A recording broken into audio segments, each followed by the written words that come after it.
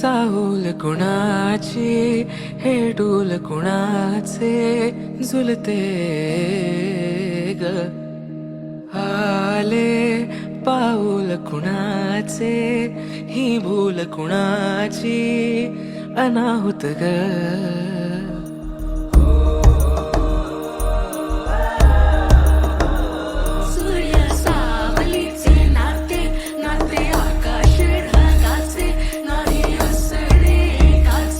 तुझ्या वीण नाही ग तुझे माझे सांगताना एक लिहिले जाईल उभे दोन जरी पुढे दिसे दर